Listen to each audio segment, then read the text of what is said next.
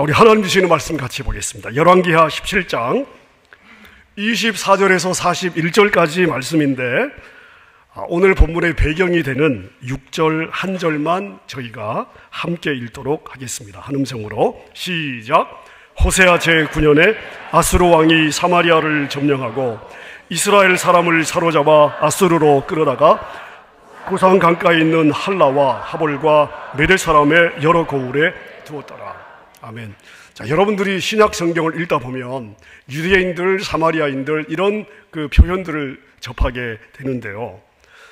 여러분들이 특별히 이제 사복음서를 읽다 보면 어떤 인상을 받으시게 되냐면, 유대인들과 사마리아는 한 민족 같은데 왜 이렇게 원수지간으로 지낼까? 유대인들은 왜 이 사마리아인들을 이렇게 개돼지 취급을 하고 아예 상종을 하지 않으려고 할까? 이런 그 생각을 하시게 될 겁니다. 우리가 이스라엘의 지도를 보면요, 예루살렘이 있는 유대 지역이 제일 밑에 있고요, 중간에 사마리아가 있고 그 북쪽에 갈릴리가 있습니다. 그러니까 예루살렘에서 갈릴리로 다니려면 사마리아를 통과하면 이 지름길이거든요. 바로 올라갈 수가 있는데, 유대인들은 사마리아인들과 상종을 하지 않기 때문에 이 사마리아를 돌아서, 또는 해변으로 이쪽 바깥 지역을 돌아서 다녀요.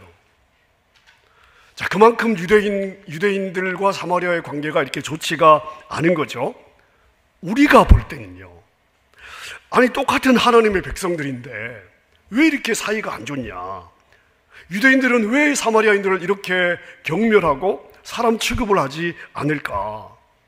너무 교만한 거 아니냐? 이런 생각을 할 수가 있습니다. 저도 사실 했었거든요, 예전에는. 근데 우리가 지금까지 열왕기 상하 이렇게 쭉 공부를 하면서 보면은, 물론 남유다와 북이스라엘이 으르렁거리고 서로 싸운 적도 있습니다만은 사이좋게 지낸 때도 많이 있어요. 서로 결혼도 하고, 그 연합해서 또 외적과 함께 싸우기도 하고. 자, 그런데 왜 이 유대인들과 남쪽 유대인들과 북이스라엘의 수도 사마리아, 이 사마리아인들의 관계가 이렇게 되었는가? 언제부터? 그리고 왜 이런 관계가 되었는가? 유다 사람들은 어떤 이유로 이 사마리아 사람들을 이렇게 거의 개돼지 취급을 하고 상종을 하지 않게 되었는가? 이 모든 질문에 대한 역사적 원인이 오늘 본문에 기록이 되어 있습니다. 사실은 제가 열왕기하 18장을 넘어가려고 말씀 묵상을 18장을 좀 하다가요, 이 부분을 저희가 한번 좀 정리를 하면 여러분들이 두고두고 이 신약 성경을 읽을 때 이 배경에 대한 이해가 있겠다 하는 생각 때문에 오늘 말씀을 준비했는데, 자, 그래서 오늘은 여러분이 설교라기보다는 성경 공부한다 이렇게 생각하시고 말씀을 들으시면 되겠습니다. 자, 저희가 지난주에, 그러니까 열왕기하 17장 앞부분, 오늘 읽은 부분 한 절, 자, 북이스라엘이 아수르에 의해서 멸망을 당합니다. 자, 그걸 저희가 지난주에 묵상을 해보았어요. 근데 북이스라엘을 정복한 왕이 누구냐 하면 아수르의 에살핫돈이라고 하는 왕인데요. 자, 당시 아수르는 그동안 북이스라엘 남유다를 괴롭혔던 아람을 멸망시키고 이 중동 지역, 고대 이 근동 지역을 완전히 장악했던 당시 절대 강자 제국이었습니다. 그럼 이 아수르의 정복 정책이 뭐냐? 아수르 정복 정책의 핵심이 뭐냐 하면 바로 민족 혼합 정책이었습니다. 자, 그러니까 A라고 하는 나라를 정복하면요, 이 나라의 유력한 사람들, 귀족들, 완족들, 배운 사람들, 자, 이런 사람들을 이 나라에서 다 포로로 데려다가 정복한 B 나라에 흩는 거예요. 각 고을에 흩고요. 그 다음에 B 나라에 정복한 이 B 나라의 유력한 사람들을 또 다 데려다가 이 A 나라에 흩어버리는 것입니다. 그러면 세월이 지나면서 피와 피가 섞이겠죠. 민족의 정체성이 없어지겠죠. 각 땅에서 유력한 자들이 사라지니까 반역할 세력이 만들어지지 않겠죠. 자, 이게 아수르의 정복 정책이었습니다. 핵심 정복 정책이 바로 이 민족 혼합 정책이었습니다. 자, 이게 아수르가 북이스라엘, 다시 말하면 이 수도 사마리아를 정복한 후에 시행하게 되는 것입니다. 자, 조금 전에 읽은 6절을 제가 다시 한번 읽어보겠습니다. 호세아 제9년에 아수르 왕이 사마리아를 점령하고 이스라엘 사람을 사로잡아 아수르로 끌어다가, 그렇죠? 사마리아를 점령하고 이스라엘 사람들을 데려다가 자기 나라 땅 고산, 할라, 하볼, 메대 여러 지역의 고을에 흩어버렸다. 자, 그리고 나서 뭘 했느냐? 24절에 보면요, 아수르 왕이 핫돈이 아수르 왕이 이제 자기 나라 땅에 있는 바벨론, 구다, 아와, 하맛, 스왈와임, 자, 여기에 정복한 이 땅의 사람들을 옮겨다가 이스라엘 자손들을 대신하여 사마리아 여러 성읍에 옮긴 거예요. 그래서 그들이 사마리아에 거주하기 시작합니다. 자, 여러분, 그렇기 때문에 오늘 이 본문 열왕기하 17장 이 본문 이후로 성경에 나오는 사마리아인, 여러분들이 신약 성경에서 접하게 되는 이 사마리아인들은 원래 북이스라엘 사람들이냐? 아닙니다. 아니고, 예전에 북이스라엘 사람들이 아니고 아수르가 수많은 지역에서 데리고 온 이방인들이 사마리아에 남겨져 있던 이스라엘 사람들과 섞인 민족이다. 이렇게 여러분께서 이해를 하셔야 돼요.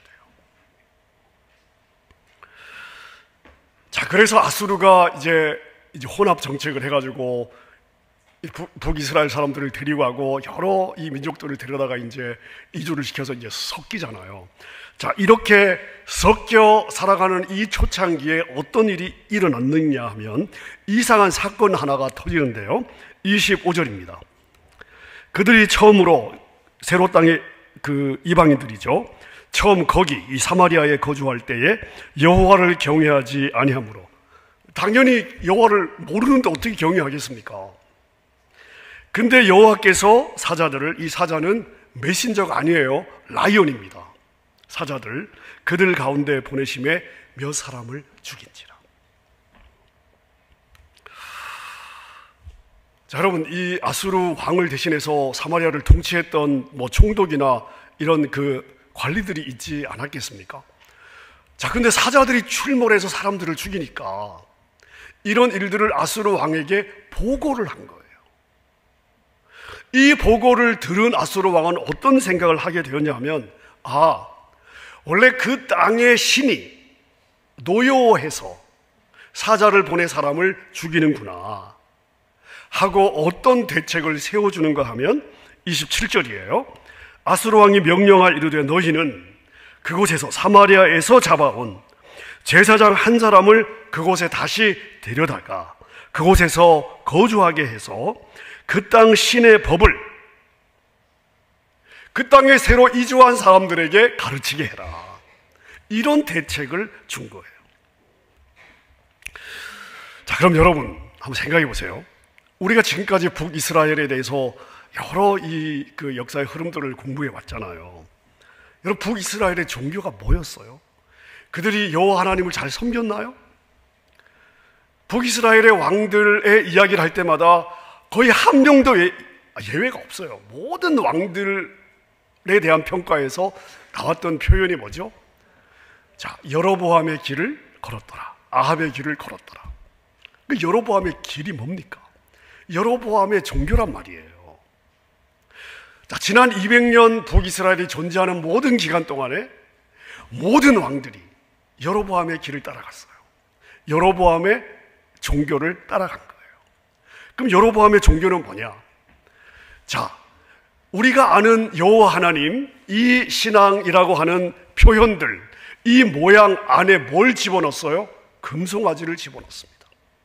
자, 그래서 이 금송아지를 만들어 놓고, 이 금송아지가 우리를 애굽에서 구원해낸 여호와 하나님이다. 자, 이게 여로보암의 길이고 여로보암의 종교였습니다.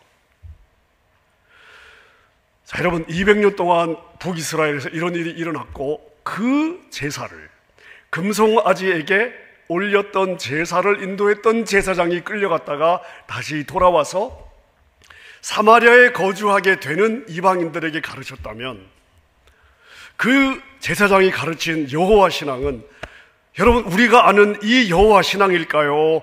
아니면 여로보암의 종교였을까요? 여로보암의 종교였겠죠. 자, 그러면 사마리아에 거주하게 된 이주해 온 이 이방인들의 입장에서 보았을 때에 여러분 우리가 한국에서 신앙생활 하다가 미국 와도 이렇게 교회를 세우고 신앙생활을 하잖아요. 이방인들도 마찬가지였겠죠. 자기들의 땅에서 섬겼던 신이 있을 겁니다. 우상들. 사마리아 땅에 와서도 그 우상들을 섬겼겠죠. 자, 근데 아수르 왕이 벌을 안 받으려면 여호와 신앙을 가져라 해가지고 이제 제사장을 보내서 가르치니 또 이 금송아지를 섬기는 여호와 신앙도 배웠겠죠. 자, 그러면 그들의 신앙은 어떤 신앙이 되었을까요? 짬뽕 좋아하시나요? 네, 저는 짜장과 짬뽕을 다 좋아합니다. 항상 하나 시키면 후회하잖아요. 자, 사마리아인들, 새로 거주하게 된 사마리아의 종교는 어떤 신앙이 되었냐?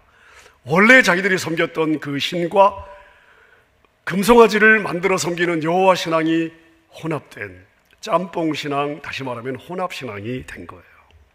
자, 오늘 본문을 보면 사마리아에 그런 일이 일어났다 하는 것을 기록하고 있습니다.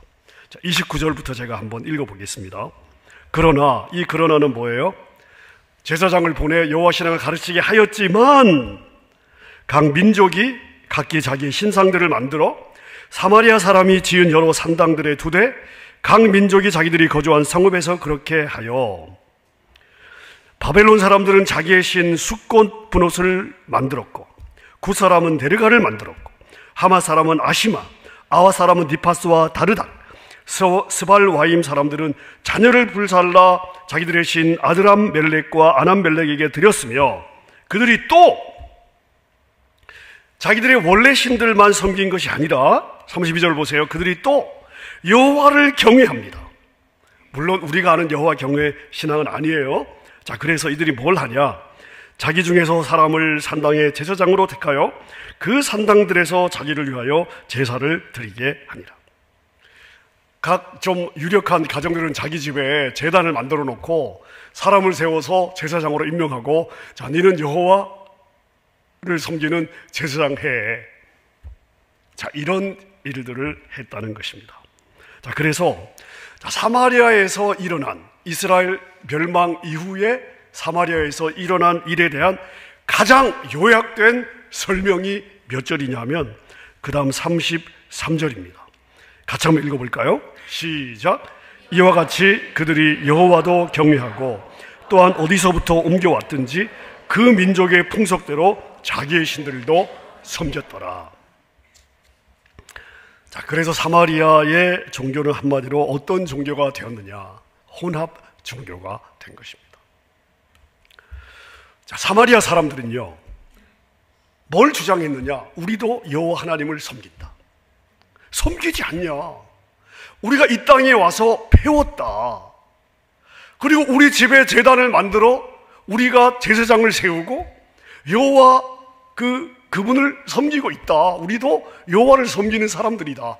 자, 이게 사마리아 사람들이 기본적으로 가지고 있었던 인식이었습니다. 자기 자신들을 향해서. 자, 그러면 유대 사람들은요, 받아들일 수 있겠습니까? 받아들이기 어렵죠. 혈통적으로 우리 민족이 아닙니다. 이방인들입니다. 피가 섞였습니다. 종교적으로 우리가 믿는 여호와 하나님 이 유일신앙이 아닙니다. 저기는 짬뽕이고 잡탕입니다. 어떻게 받아들일 수가 있겠습니까? 자, 남유다가 바벨론에 의해서 멸망을 하고 남유다도 멸망을 하고 이제 나중에 살펴보겠지만, 자, 바벨론이 많은 사람들을 바벨론으로 포로로 데려갔다가 바벨론이 망하고 그 다음에 들어선 메데바사라고 하는 나라의 고레스 왕이, 자, 바벨론에 의해서 포로로 끌려온 사람들을 다시 예루살렘으로 돌려보내죠. 자, 예루살렘으로 귀환한 포로들, 이 사람들의 리더가 누구였냐 하면 스룹바벨과 예수아라고 하는 사람이었고요. 그들을 영적으로 지도했던 사람들이 학개와 스가랴였습니다. 이 사람들이 예루살렘으로 돌아와서 제일 먼저 한 일이 뭐냐 하면 무너진 솔로몬 성전을 다시 한번 재건하는 일이었습니다. 자, 이들이 예루살렘에 돌아와 성전을 재건하려고 했는데 이때 성전 재건에 대한 소식을 듣고 누가 찾아오느냐 하면 사마리아인들이 찾아와요. 그리고 그들이 무슨 이야기를 하느냐? 자, 에스라 4장 1절과 2절입니다. 제가 읽겠습니다. 사로잡혔던 자들의 자손이 바벨론에서 돌아온 사람들이에요. 이스라엘의 하나님 여호와의 성전을 건축한다 함을 유다와 베냐민의 대적이 듣고, 이 대적들이 누구냐 하면 사마리아인들입니다. 2절 제가 읽습니다. 스룹바벨과 족장들에게 나와 이르되 우리도 너희와 함께 건축하게 하라. 이유가 뭐예요? 우리도 너희같이 너희 하나님을 찾노라. 아스루 왕 에살 하더니 우리를 이리로 오게 한 날부터. 이 사람들은 어떤 사람들이에요? 이방인들이에요. 아스루 왕에 의해서 사마리아로 강제로 이주된 사람들, 아스루 왕에 의해서 여호와 신앙을 배운 사람들이죠. 짬뽕 신앙. 우리가 이 땅에 온 날부터 우리도 하나님께 제사를 드리고 있다. 그래서 성전 건축 같이 하자. 자, 그렇게 제안을 합니다. 자, 그때 이 귀한 공동체, 예루살렘에 돌아온 이 귀한 공동체의 리더였던 스룹바벨과 예수와 이 공동체의 지도자들이 뭐라고 대답을 하냐? 3절입니다. 3절 같이 한번 읽겠습니다. 시작. 스룹바벨과 예수아와 기타 이스라엘 족장들이 이르되 우리 하나님의 성전을 건축하는데 너희는 우리와 상관이 없느니라. 우리가 이스라엘 하나님 여호와를 위하여 홀로 건축하리라.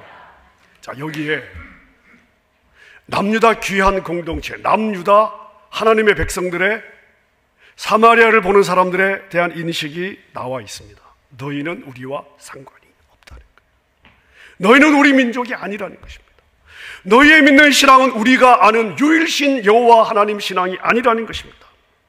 너희들의 신앙은 혼합 신앙이다. 그러므로 혈통적으로나 신앙적으로 너희들은 우리와 상관이 없다. 건축은 너희들이 할 일이 아니다. 이건 우리가 해야 될 일이다.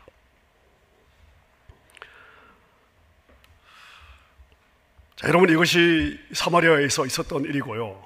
우리가 이런 그 백그라운드를 알면 유대인들이 지금 이 에스라 이래로 400년 암흑시대를 지나고 예수님 당시 우리 이 마태마가 누가 요한에서 보는 1세대 이 유대 공동체에서 왜 사마리아 사람들을 이렇게 대우했는지를 우리가 이해할 수가 있습니다.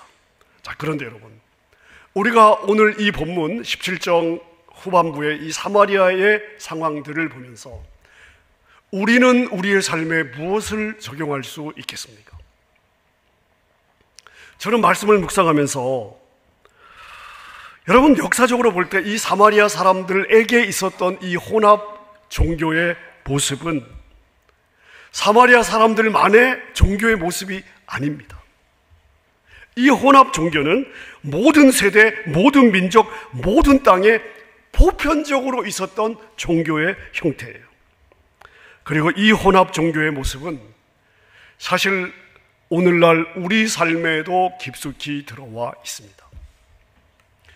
여러분, 하나님이 우리에게 주신 이 성경, 하나님께서 하나님이 어떤 분인지를 자기 백성들에게 알려주신 말씀이에요. 여러분, 이 말씀은요, 하나님을 믿지 않는 불신자들에게 주신 책이 아니에요. 하나님이 선택하시고 하나님의 택하심을 입고 하나님을 믿는 공동체에게 주신 말씀인데, 여러분, 이 말씀이 하나님이 자기 백성들에게 주신 이 말씀에서 하나님이 자기 백성들에게 가장 강조하는 것이 뭐냐 하면요, 혼합 종교는 나의 신앙이 아니라는 것입니다. 그래서 400년 동안 종로로 다던 이스라엘 백성들을 애굽에서 데려다가 시내산에 데리고 와서 하나님이 처음으로 자기 백성들과 대면하는 자리에서 자기 백성들에게 주신 명령 10계명이잖아요. 그 10계명이란 말입니다. 그 10계명의 1계명이 뭐예요? 나 외에 다른 신은 없다. 나 외에 다른 신은 없다. 다른 신은 이 땅의 신의 이름의 모양은 있지만 존재하지 않는 신이다. 나 외에 다른 신은 없다. 그러므로 나 외에 다른 신을 너에게 두지 마라. 1계명이에요. 2계명은 뭐예요? 그러므로 어떤 신의 형태를 만들어 모양을 만들어 너희들의 손으로 만든 거시기가 어떻게 신이 되겠냐.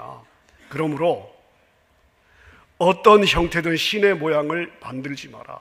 나는 영으로 존재하는 하나님이다. 모양을 만들지 마라. 이게 1계명, 2계명이잖아요. 이 1계명, 2계명을 오늘 본문에 적용을 하면 혼합 종교는 종교가 아니다. 혼합 종교는 나의 신앙이 아니다 라고 하나님께서 말씀하신 거예요. 그러니까 여러분, 성경에서 하나님이 자기 백성들에게 가장 강조하는 것이 뭐냐면 혼합 종교, 이거 아니다. 속지 마라. 나 외에 다른 신은 없다. 여러분, 이게 성경이 자기 백성들에게 주시는, 하나님이 말씀 전체를 통해 우리에게 주시는 가장 중요한 우리 신앙의 파운데이션이 되는 것입니다.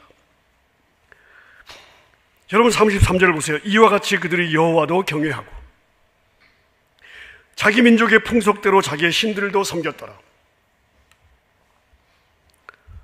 여러분, 이게 오늘 우리의 삶에도 깊숙이 들어와 있다는 것입니다. 이걸 오늘 본문을 통해서 우리가, 이게 사마리아 사람들만의 문제가 아니고 오늘 이것이 나의 모습일 수 있다는 것을 봐야 되는 거예요. 여러분, 여러분의 입술의 고백 말고 여러분의 일상의 삶에서 여러분의 삶의 모습들을 한번 보십시오. 하나님 사랑해요. 돈도 사랑하잖아요. 돈 사랑 안 해요? 저도 사랑해요. 사랑하잖아요. 돈이 하나님 자리에 있는 게 문제거든요. 여호와도 사랑하고 자녀도 우상이에요. 하나님하고 자녀를 선택하라 그러면 여러분이 각자 대답해 보세요. 제가 우리 젊은 친구들 보면요, 주님도 사랑하고요, 자기 몸도 너무 사랑해요. 자기 체력 관리, 육체미 이거요, 하나님만큼 사랑해요. 우상이 돼 있는 젊은 친구들도 많아요. 하나님을 예배하는데 우리 안에는요, 하나님만큼 사랑하며 아끼는 우상들이 너무 많아요. 이 혼합 종교예요. 하나님을 믿는다고 하면서도 세상과 타협하잖아요. 거리낌 없이. 이게 혼합 종교인지 모르니까 죄책감도 없고요, 거리낌도 없어요. 내가 뭘 잘못하는지도 몰라요. 이런 신앙의 모습들이 우리의 삶에 많이 있는 거예요. 예수님이 제자들에게 산상수훈에서 아주 강조하신 말씀이 하나 있죠. 마태복음 6장 24절 한번 보세요. 6장 24절 같이 한번 읽어볼까요? 시작. 한 사람이 두 주인을 섬기지 못할 것이니 혹 이를 미워하고 저를 사랑하거나 혹 이를 중히 여기고 저를 경히 여김이라. 너희가 하나님과 재물을 겸하여 섬기지 못하느니라. 여러분, 물질은 우리의 삶의 필수적인 요소입니다만은 이 물질이 우리의 신이 되면 안 된다는 거예요. 우리가 다스려야 된다는 거예요. 그래야 우리가 하나님의 신실한 청지기가 되는 거예요. 하나님 우리에게 물질을 맡겨도, 그냥 하나님이 많이 맡겨도 걱정을 안 하게 되는 거예요.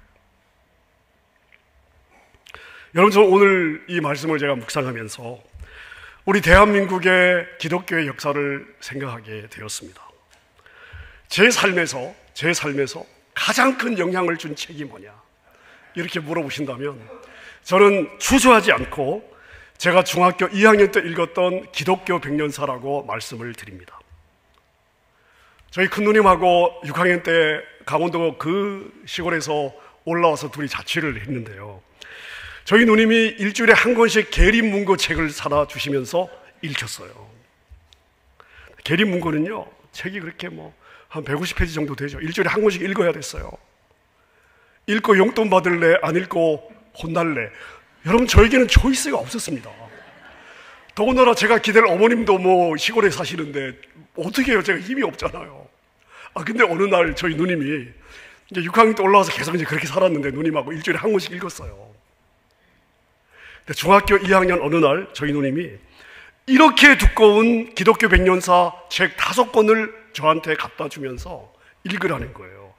정말 숨이 안 쉬어지더라고요. 그 책을 펴보니까 책이 이렇게 가로로 돼 있는 게 아니라 세로로 이렇게 거꾸로 돼 있어요. 어떻게 해요? 읽어야죠. 그 책이 제 삶에, 저의 사상과 저의 생각에 가장 큰 영향을 주는 책이 되었습니다.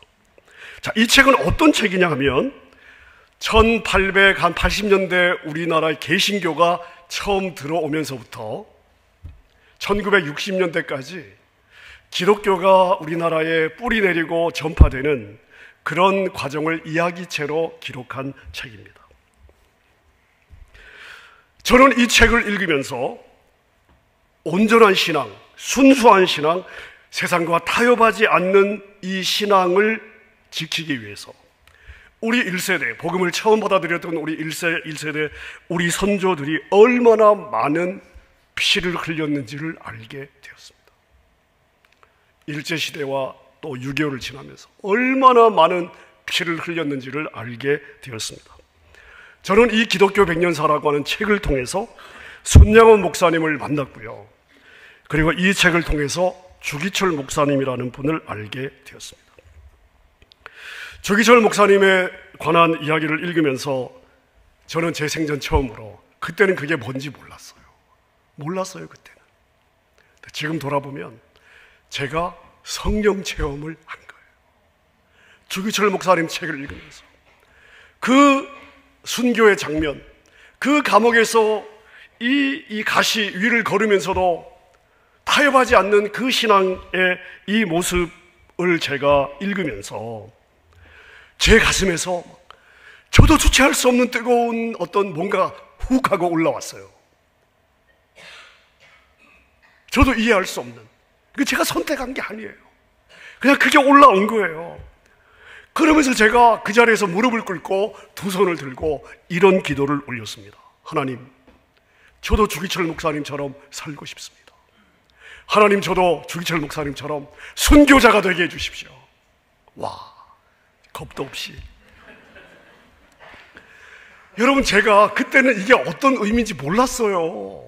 몇 년 후에 제가 제 그 기도가 서원 기도라고 누군가 그러더라고요. 그리고 제가 덜컥 겁이 나는 거예요. 나 죽으면 안 되는데. 그리고 제가 분명히 다시 기도했습니다. 하나님, 그거 제가 한 기도 아닙니다. 제가 분명하게 취소합니다. 그러니까 절대 그때 했던 제 기도 마음에 담아두지 마십시오. 저는 하나님께서 두 번째 기도를 들으셨다고 믿습니다. 오늘 제가 설교를 준비하면서 이 책의 내용들이 생각이 났어요. 중학교 2학년 때 읽었던 그 책의 내용들이 생각이 났어요. 주님을 사랑하되 세상과 타협하지 않았던, 정말 온전한 마음을 주님께 드렸던 우리 신앙의 선배들. 주님을 섬기는 일이라면 자기의 시간과 물질과 자신의 생명까지 정말 아까워하지 않고 기꺼이 드렸던 우리 신앙의 선배들. 여러분, 우리 조국 대한민국이 이 짧은 기간 동안에 세계 역사에 그렇게 가난한 나라에서 선진국이 된 케이스가 없습니다. 저는 하나님을 향한 절대 사랑, 하나님을 향한 절대 믿음, 하나님을 향한 절대 헌신, 하나님을 향한 절대 희생을 자신이 하나님께 드릴 수 있는 최고의 사랑으로 받고 그런 삶을 살았던 우리 조상들에 대한 하나님의 은혜다. 저는 이렇게 믿습니다. 하나님이 후손들에게 갚아주시는 거예요. 여러분 성경을 보세요. 다윗 한 사람의 신앙 때문에 조상들, 이 후손들이 복을 받잖아요. 자녀들이 복을 받는 거예요. 우리 1세대 신앙의 선배들의 이러한 삶 때문에 오늘 저와 여러분들이 이런 복을 받고 있는 줄로 믿습니다. 자, 그러면 여러분 이 시간 우리 한번 돌아보십시다. 하나님만이 나의 유일한 하나님인가? 아니면 내가 하나님과 더불어, 하나님이 아니진 않아요, 하나님과 더불어 내가 믿고 의지하는 것들이 얼마나 많이 있는가? 하나님은 내가 믿고 의지하는 많은 것 중에 하나인가? 나는 하나님의 가치관을 붙잡고 살고 있나? 아니면 나의 필요에 따라 세상과 타협하고 있나? 여러분, 우리는 이 땅에서 육신의 몸을 입고, 죄에 오염된 육신의 몸을 입고 날마다 생존이라고 하는 환경에서 살고 있기 때문에 하루하루 우리의 삶에는 신앙으로만 살면 어려울 것 같은 그런 그 갈등과 유혹들이 많이 있습니다. 조금만 타협하면 손해도 덜 보고 조금 덜 불편할 것 같은 상황들도 많이 있습니다. 자, 그래서 100%의 마음을 주님께 온전하게 다 드린다는 거, 여러분 이거 정말 쉽지 않습니다. 설교하는 저도, 지금 이 김 목사도요, 과연 이렇게 살고 있냐? 전 자신 없습니다. 제가 살아서 말씀을 드리는 게 아니에요. 방향에 대해서 말씀을 드리는 거예요. 자, 그러나 우리가 기억해야 될 것은 뭐냐 하면, 우리 안에는 누가 계시냐면요, 하나님의 영이 있습니다. 우리가 주님께 도움을 구하면 성령님이 도와주세요.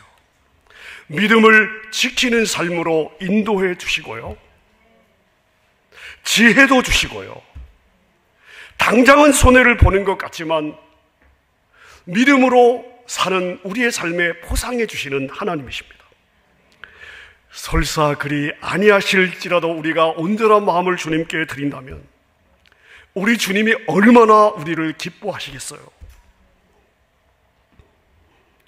여러분, 이 모든 역사적인 상황을 이 열왕기하 17장이 기록하면서 이런 상황이 빚어진 이유에 대해서 이렇게 기록을 하고 있습니다. 자, 열왕기하 17장 오늘 본문 마지막 구절을 제가 읽고 말씀을 마치겠습니다. 35절입니다. 제가 읽을게요. 옛적에 여호와께서 야곱의 자손에게 언약을 세우시고 그들에게 명령하여 이르시되 너희는 다른 신을 경외하지 말며 그를 경배하지 말며 그를 섬기지 말며 그에게 제사하지 말고. 자, 여러분 반복되는 구절을 찾아보세요. 경외하지 말며 경배하지 말고 제사하지 마라. 자, 그 다음에 36절. 오직 큰 능력과 편팔로 너희를 애굽에서 인도하여 내신 여호와만 경외하며 경배하며 제사드릴 것이며 또 여호와가 너희를 위하여 기록한 율례와 법도 율법과 계명 말씀을 지켜 영원히 행하고 다른 신을 경외하지 말며 또 내가 너희와 세운 언약을 잊지 말고 다른 신을 경외하지 말고. 반복되는 게 뭐예요? 다른 신을 섬기지 마라. 오직 너희 하나님 여호와만을 경외하라. 그가 너희를 너희 모든 원수의 손에서 건져내리라. 자, 그런데 사마리아 사람들은 어떻게 했어요? 40절을 보세요. 그러나 그들이 듣지 아니하고 오히려 이전 풍속대로 행하였다. 여러분, 이런 역사적인 기록을 받고 있는 저희들의 삶은 달라야 될 줄로 믿습니다. 주님, 나는 오직 전심으로 주님만 사랑하며 살겠습니다. 내가 비록 삶의 여정에 꺾이고 넘어지는 일이 있더라도 주님, 내가 다시 연약해진 무릎을 세우고 주님을 향해 달려가겠습니다. 이번 한 주간 우리가 세상에서 살 때 우리가 같이 기억했으면 좋겠습니다. 나에게는 내가 사랑하며 섬길 하나님이 계시다. 나에게는 내가 의지하며 도움을 구할 전능하신 하나님이 계시다. 이 믿음으로 이 한 주간 주님을 기쁘시게 하는 여러분의 존재, 주님을 기쁘시게 하는 여러분의 삶이 되시기를 우리 주님의 이름으로 축원합니다. 오늘 말씀을 생각하면서 같이 한번 우리 찬양하겠습니다. 내가 주인 삼은 모든 것 내려놓고 내 주 되신 주 앞에 나가 내가 사랑했던 모든 것을 내려놓고 주님만 사랑하겠습니다. 자, 오늘 이 찬양 가운데 우리의 결단을 주님 앞에 함께 드렸으면 좋겠습니다. 내가 주인 삼은 모든 것 내려놓고 내 주 대신 주 앞에 나가 내가 사랑했던 모든 것 내려놓고 주님만 사랑해. 다시 한번 내가 주인 삼은 모든 것 내려놓고 내 주 대신 주 앞에 나가 내가 사랑했던 모든 것 내려놓고 주님만 우리 다시 한번 고백하십시다. 내가 주인 삼은 모든 것 내려놓고 내 주 되신 주 앞에 나가 내가 사랑했던 모든 것 내려놓고 주님만 사랑해. 주 사랑 거친 풍랑에도 깊은 바다처럼 나를 잠잠해. 주 사랑 내 영혼의 반석 그 사랑 위에 서리. 주 사랑 거친 풍랑에도 깊은 바다처럼 나를 잠잠케 해. 주 사랑 내 영혼의 반석 그 사랑 위에. 다시 한번 고백하십시다. 주 사랑